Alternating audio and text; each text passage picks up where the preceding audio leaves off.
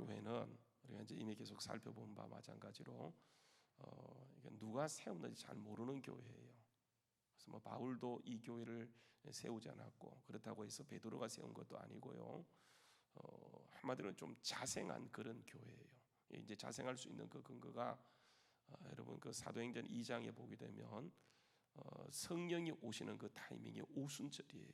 여러분 이스라엘 민족은 크게 볼 때에 이제 3대 명절이 있어요. 3대 명절. 그 3대 명절 가운데 뭐 유월절도 있고 오순절도 있고 뭐 여러 가지 이렇게 절기가 있는데 그 가운데 이렇게 반드시 남자들은 이제 그 성전에 가서 하나님께 자기 몸을 보이도록 이렇게 되어 있어요.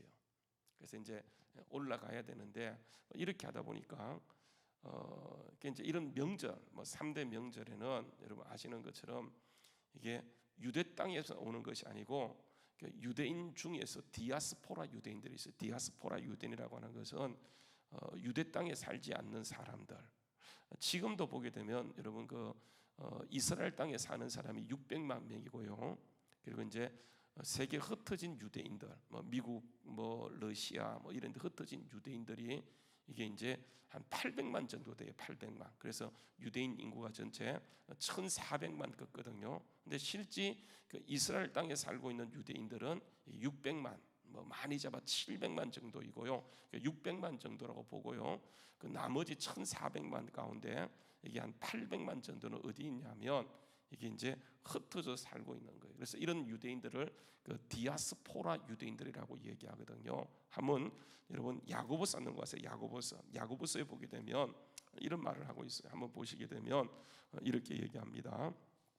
한번 보세요. 야고보서 1장 1절 말씀인데 이런 이야기입니다. 하나님과 주 예수 그리스도의 종 야고보는 누구에게 지금 문안하고 편지를 하고 있죠? 흩어져 있는 12지파. 이게 이제 유대인들이 대상이에요. 유대인들. 그래서 여러분 야고보서는 이게 이제 이방인들의 대상이 아니에요. 누가 대상이냐면 12지파인데 흩어져 있는 12지파. 그러니까 여러분 가나안 그 이스라엘 땅에 살지 못하고 흩어져 있는 유대인들이 굉장히 많았었어요. 지금도요. 아까도 얘기했다시피 이게 그 절반이 넘는 사람이 타국에 살고 있어요. 이런 사람들을 디아스포라 유대인들이라고 하면서 이런 사람들에게 신약 성경들이 많이 관심을 가지고 성경을 이렇게 기록하고 있는 그런 현실이라고 하는 거예요. 여러분 이렇게 이제 디아스포라 유대인들 이런 유대인들이 이렇게 이제 명절을 당하면 이렇게 이제 올라와요. 그래서 보통 이제 그 예루살렘 그 당시에 한 10만 정도 인구였다고 얘기하는 거예요. 그런데 명절을 당하게 되면 이게 한 300만 늘어난대. 300만. 이게 이제 굉장한 숫자가 모이는 거죠. 여러분 아시는 것처럼 예수님이 태어날 때도 이제 그 명절이었잖아요, 그죠? 그때 명절에 이제 많은 사람이 오게 되어지는데 그 예수님의 고향이 여러분 베들레헴이에요. 그 요셉의 고향이 베들레헴이었기 때문에 요셉도 그 아기를 뵌 마리아를 데리고 고향에 가서 호적을 해야 됐기 때문에 찾아갔더니 이게 뭐 그 당시는 예약제가 아니었는지는 모르겠지만은 예약을 못해서 그런지는 모르겠지만은 가서 보니까 이게 있을 곳이 없어도 결국은 예수님을 데리고 가서 그 몸을 푼 그런 그 마리아를 데려가서 몸을 푼 것이 어디예요? 이게 이제 그 사관인데 여관도 있을 곳이 없어서 마구간 말구에서 이렇게 태어나는 그 과정이라고 하는 것은 그 유대인의 명절에는 이렇게 엄청난 많은 사람이 모이기 때문에 많이 모이기 때문에 이게 한 300만까지 이렇게 올라가게 되어져요. 300만. 그러다 보니까 이게 이제 상당히 이렇게 이제 많은 문제가 되어지는 거죠. 그래서 이제 디아스포라 유대인들이 이렇게 이제 올라오게 되어지는데 오늘 말씀에 보게 되면 여러분 이제 이게 로마 교회라고 하는 것은 이게 어떻게 생긴지 알지 못해요. 이게 이제 자생했는데 그게 이제 근거가 되어지는 것은 사도행전 2장에 보게 되면 6월절 날 이 사람들도 흩어져 있다가 로마에 있다가 예루살렘에 왔는데 예루살렘의 한켠에서 마가다락방에서 갑자기 큰 소리가 나니까 사람들이 달려가서는 뭔가 싶어 갔는데 이게 120명 모여서 막 그들이 그냥 이상한 말로 이렇게 방언을 하고 기도하게 되어지는데 신기한 것은 성령께서 강력하게 역사하면서 그때 그 방언이 사람들이 막 소리치게 되어지는데 자기들에게 어떻게 들리냐면 자기 나라 말로 들리게 되어져요. 여러분 그때 모였던 사람들이 이게 3,000명이라고 얘기하는데 그 3,000명은 남자만 3,000명이에요.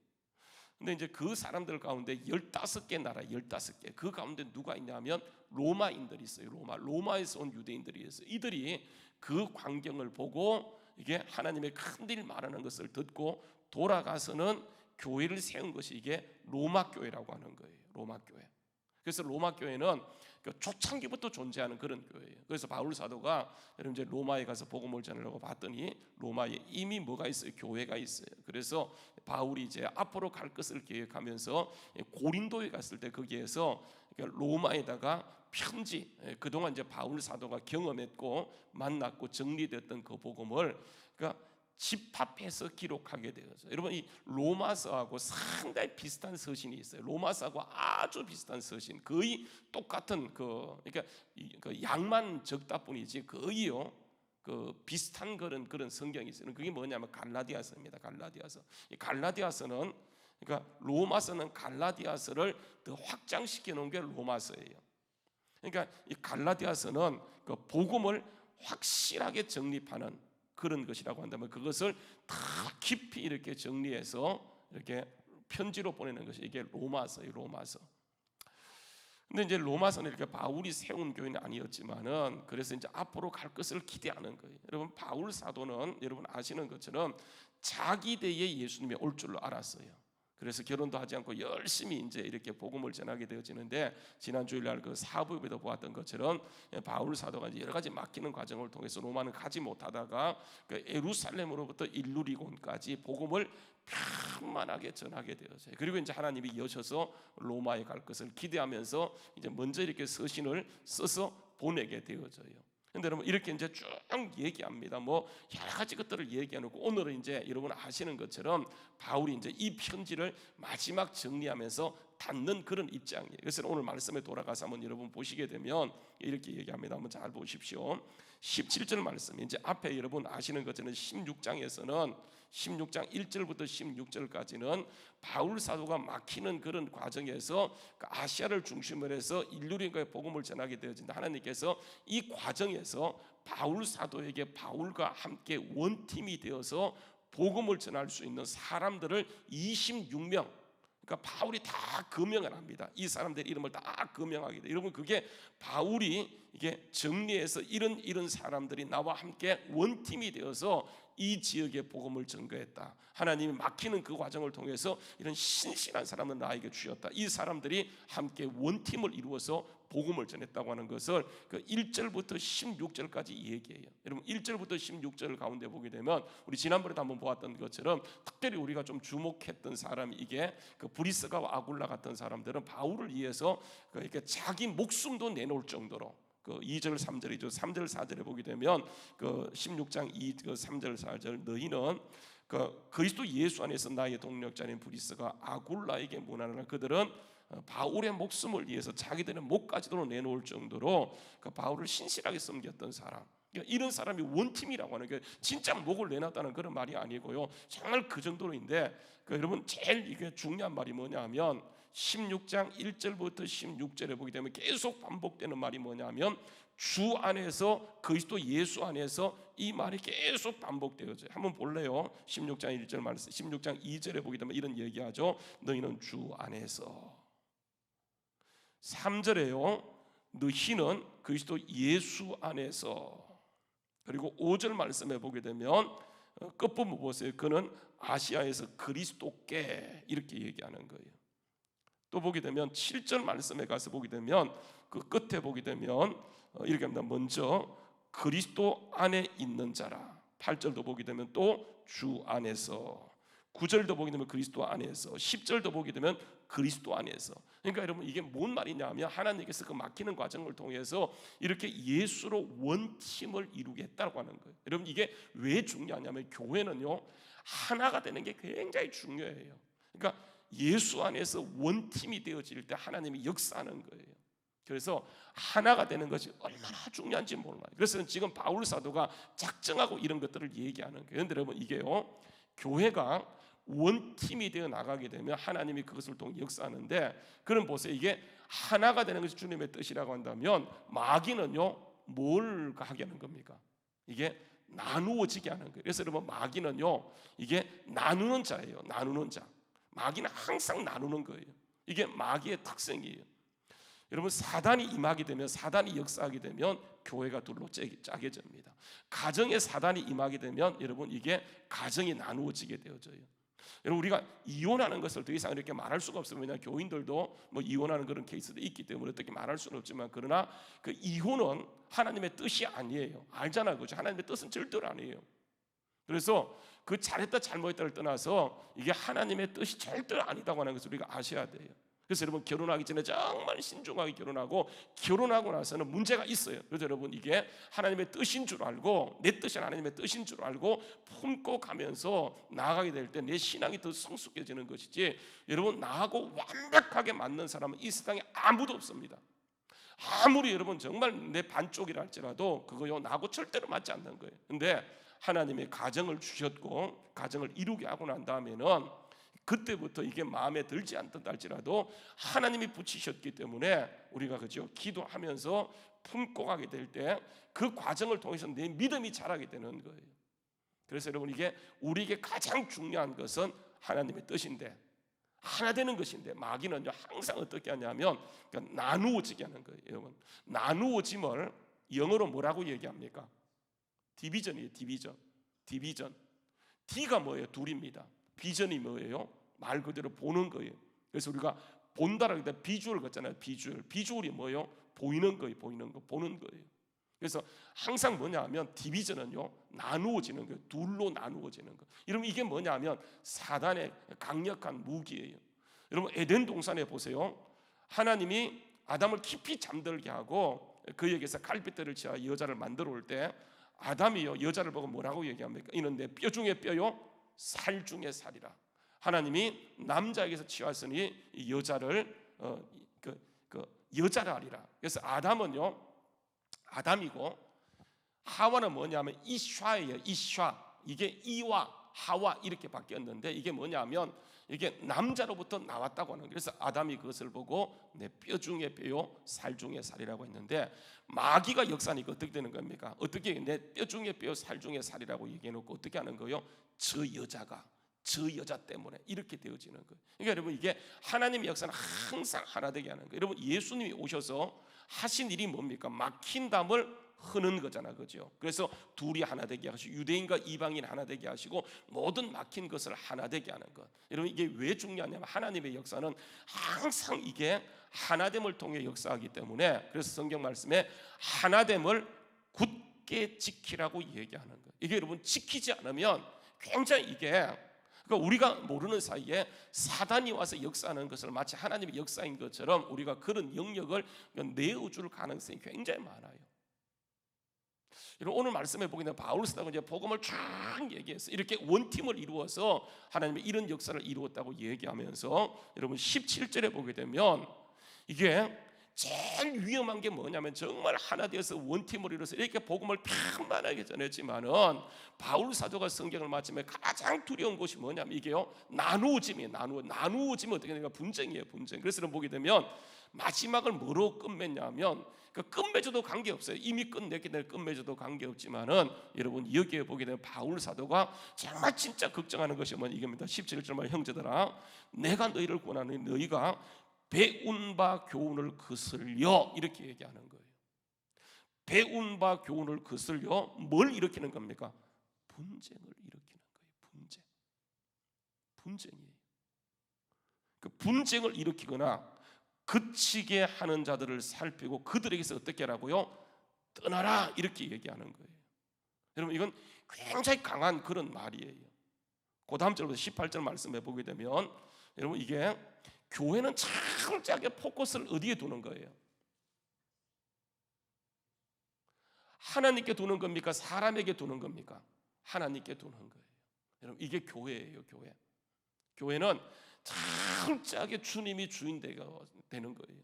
성경은요, 여러분 보세요. 하나님이 왕이시고 만왕의 왕이시고 만주의 주이시며 그분을 주인으로 섬기게 되면 하나님이 통치하시고 다스리게 되어지는데, 여러분 이스라엘 민족이 범죄했던 것이 뭐냐면 이걸 거부하는 거예요. 우리가 여러분 그 사사기를 쭉 보게 되면 사사기는 하나님의 왕이라고 하는 거예요.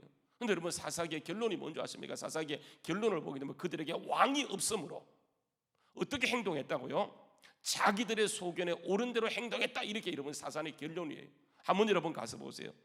한번 보십시다. 사사기에 우리가 지금 그 주일날 사사기를 이렇게 살펴보고 있어요. 보게 되면 그 사사기의 결론이 뭔지 아십니까? 이렇게 얘기합니다. 하나님이 왕이라고 하는 거예요. 그래서 여러분 21장 마지막 절 보게 되면 이 결론입니다. 한번 보세요. 사사기 21장 25절에 보게 되면, 자 읽어보죠. 자 시작. 사사기 21장 25절 말씀이 한번 읽어볼까요? 자 시작. 그때 이스라엘 왕이 없으므로 사람이 각기 자기의 소견에 옳은 대로 행동하더라.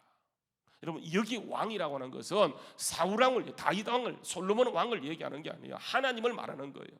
그러니까 하나님은 우리의 왕이 되기를 원하세요.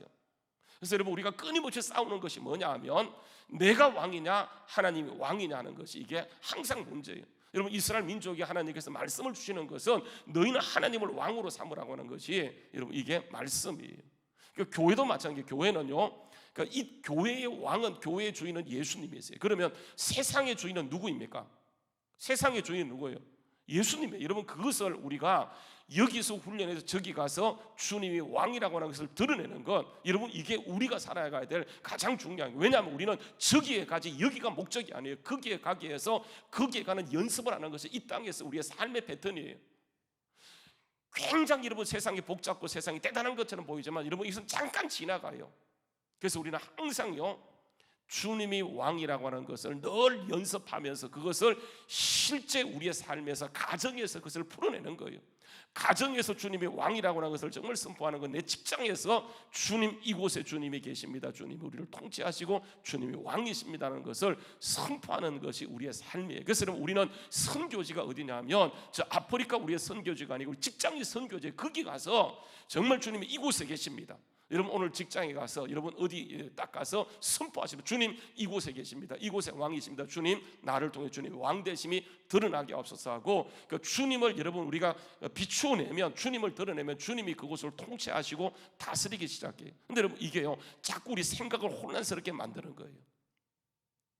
생각을 자꾸 복잡하게 만들어. 여러분 신앙은 단순해. 그래서 보세요, 예수님 뭐라고 얘기하냐면 천국은 누가 들어가냐면 어린아이 같지 않으면 못 들어간다, 이렇게 얘기해요. 여러분 어린아이가 믿음이 있습니까? 아니에요. 어린아이의 단순성을 얘기하는 거예요. 어린아이는 복잡지 않아요.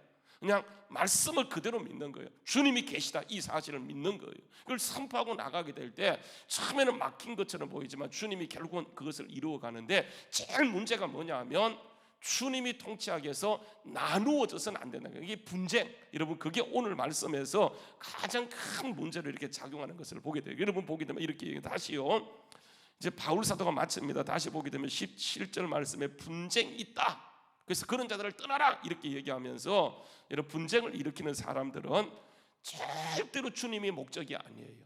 누가 목적이냐 하면 자기가 목적이에요. 자기가 목적. 그래서 보기는 이렇게 합니다. 18절 말씀 보면 이 같은 자들은, 분쟁을 일으키는 이런 자들은 우리 주 예수 그리스도를 섬기는 자가 아니에요. 말로는 정말 섬긴다고 얘기하지만 이 사람들이 섬기는 것은 자기 자신이에요. 자기 자신. 그래서 항상 자기 자신에게 목적이에요. 그래서 보게 되면 이렇게 합니다. 다만 자기들의 배만 섬기나니 이 사람들은 교활한 말과 아첨하는 말로 순진한 자들의 마음을 어떻게 하는 겁니까? 미혹해 하게 되어져요. 항상 그렇습니다. 항상 그래요.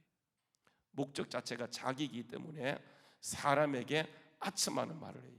예를 들면 못생겼는데 잘생겼다 그래. 신방을 갔는데, 제가 지금도 충격적인 것이 뭔지 아세요? 보통 애기들은 다 예뻐. 제가 이제 주한장로교에 있을 때 갔는데, 신방을 갔는데 이 아이는요, 그 엄마 아빠는 그래도 그냥 봐줄 만한데 이 아이는요, 구리 새끼 챙기 뭐라 그래요?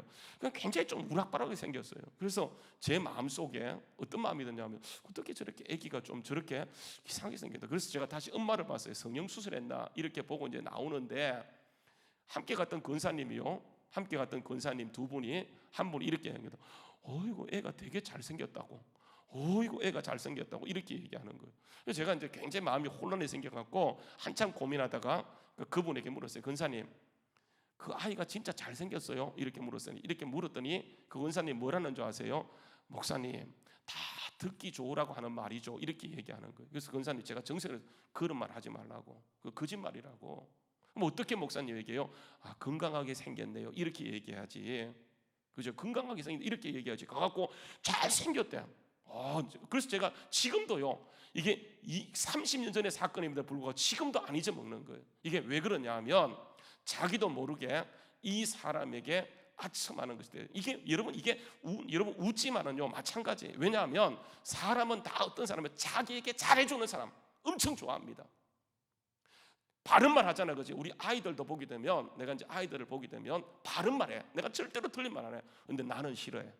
근데 자기한테 잘해주는 사람한테는 가갖고, 그죠? 속도 간도 다 빼줘요. 친구한테 가서는 그렇게 하는 거예요. 그러니까 결국은 망하는 거죠. 그래서 오늘 말씀에 보게 되면 뭐라고 얘기하냐면, 이게 정말 하나됨이 참 중요한데, 그 교회의 가장 궁극적인 목적은 뭐냐 하면 예수 그리스도. 다른 어떤 것도 없어요. 그래서 여러분 이렇게 얘기하는 18절 말씀 보게 되면 이렇게 하죠. 미혹해 한다고 얘기하면서 19절 말씀 여러분 한번 읽어보죠. 19절 말씀, 자 시작. 너희의 순장함이 모든 사람에게 들리는지라, 이렇게 얘기하는 거예요. 정말 로마교회는 굉장히 좋은 교회예요. 로마교회는 아주 좋은 교회. 여러분 보세요. 어디를 보냐 하면, 다시 한번 보세요. 15장에 한번 가세요. 15장 말씀에 보게 되면 이렇게 얘기합니다.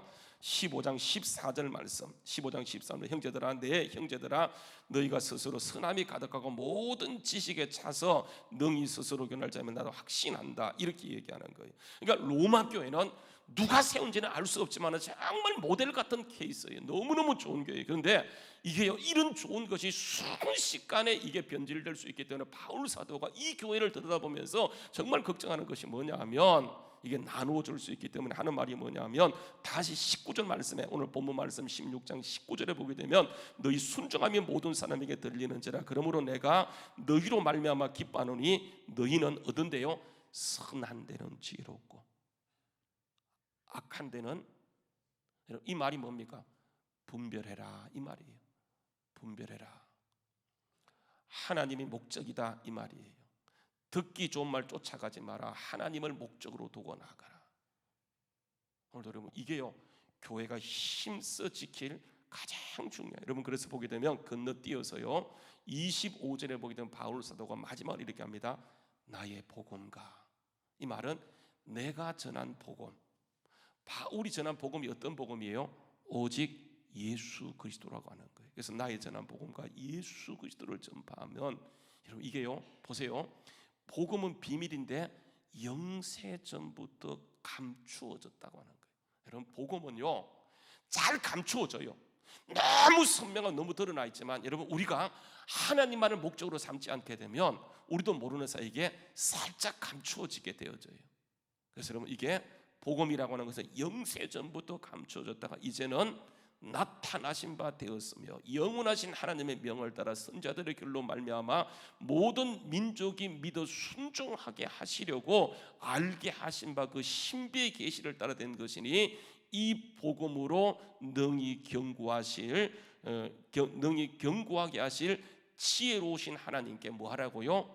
예수 그리스도로 말미암아 영광이 세세 무궁토록 있을지다. 무슨 말이냐면, 감추어졌던 게 드러나는 것인데 우리가 오직 예수가 되지 않으면 지금도 이게 잘 감추어져요. 그래서 사람이요 분명히 예수를 믿으면서 어디로 가냐 하면 자꾸만 다른 데로 가는 거예요.